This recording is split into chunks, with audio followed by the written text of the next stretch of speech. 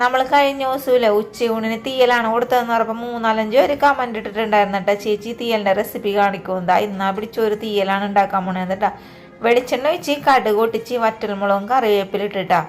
ശരിക്കും പറഞ്ഞാൽ ഉരുളക്കിഴങ്ങും തക്കാളിയും സവാള ഇട്ടിട്ട് തീയലുണ്ടാക്കാന്നൊക്കെ വിചാരിച്ചത്. നോക്കുമ്പോഴെന്താ സാമ്പാർ ഭക്ഷണം ഒരു കുന്ന് വെണ്ടക്ക. ചില സമയത്ത് വെണ്ടക്ക ഒരുപാടുണ്ട്, ചില സമയത്ത് ഒട്ടും ഉണ്ടാവില്ല. എന്നാൽ പിന്നെ അതും കൂടി അരിഞ്ഞിട്ടിട്ട് തീയലാക്കാന്ന് ഓർത്ത് അങ്ങനെ ഞാൻ എന്ത് ചെയ്ത് വെണ്ടക്ക ഒന്ന് വഴണ്ടി വന്നപ്പോഴാണ് സവാളയും പിന്നെ നിന്ന് തക്കാളിയും ഉരുളക്കിഴങ്ങ് ഇട്ടത്. പിന്നെ ആവശ്യത്തിനുള്ള ഉപ്പും മഞ്ഞപ്പൊടി ഇട്ടിട്ടാ ഇതെല്ലാം കൂടി ഒന്ന് ജസ്റ്റ് ഒന്ന് തിരിച്ചു മറിച്ചൊക്കെ അങ്ങോട്ട് വഴറ്റിയെടുക്കുന്നുണ്ട്. ഇനി ഇതിലേക്ക് വെള്ളവും കൂടി ഒഴിച്ചു കൊടുത്ത് മൂടി വെച്ച് വേവിച്ചെടുക്കുക. അതൊക്കെ അവിടെ ഒന്ന് വെന്തോളം നമുക്ക് അതിൻ്റെ ഇടയിലില്ലേ തേങ്ങ വറുത്തെടുക്കാം. തേങ്ങ ഞാൻ ശരിക്കും പറയാം എൻ്റെ കൈയളവ് 3 കൈ അങ്ങോട്ട് എടുത്ത് വാരിയിട്ടിട്ടുണ്ട് കേട്ടോ. തേങ്ങ ഇവിടെ ചിരകി വെച്ചത് കൊണ്ടിട്ടാണ് അത്രയൊക്കെ എടുത്തിട്ടത്.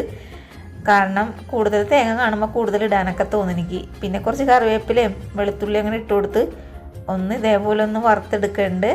ഇങ്ങനെ ആയിക്കഴിഞ്ഞ ശേഷമാണ് ഞാനിതിലേക്ക് കുറച്ച് വെളിച്ചെണ്ണ ഒഴിച്ചു കൊടുത്തേക്കണത് കേട്ടോ.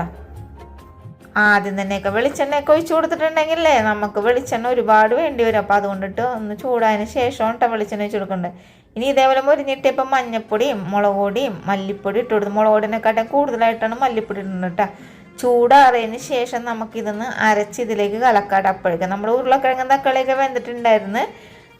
തേങ്ങ ഞാൻ വെള്ളം കൂട്ടിയാണ്ട് അരച്ചിരുന്നു. ചില സ്ഥലങ്ങളിൽ തീയൽ വെക്കണമെങ്കിൽ വെളിച്ചെണ്ണ നന്നായിട്ട് തേങ്ങ വറുത്തിട്ട് വെള്ളം കൂട്ടാണ്ട്, അതായത് ഇഞ്ചിക്കറിക്ക് ഞാൻ അരച്ചെടുത്തില്ലേ അതേപോലെയൊക്കെ അരച്ച് കലക്കോട്ടാ.